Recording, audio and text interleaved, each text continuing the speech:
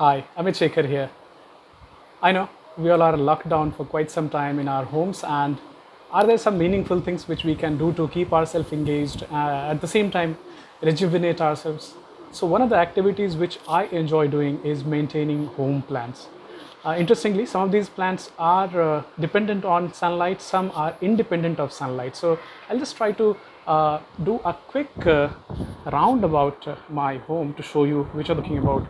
And this beauty here, this has been there with me for last 8 years. Yeah, 8 years since I got this one. This one is Chinese bamboo.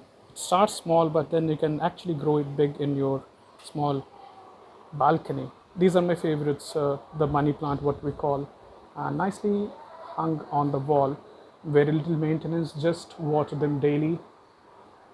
This one I love. Some smile comes every time I see some blue and white flowers blooming here and there.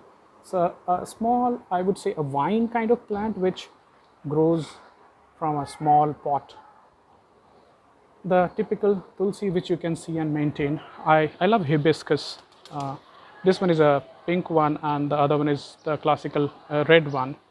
So that's what I have in the balcony. Let me also show you, I keep on trimming and cutting and planting some money plants here and there. So this one is a new one. Again, a Chinese bamboo which fits nicely and doesn't need any sunlight at all. And similarly, money plant again, if you could see here, very low maintenance. You just need to keep them in water once in a week, just wash and clean it. Uh, some more, you may find many inside my home. This one is on top of the refrigerator. That's on top of the MI water filter.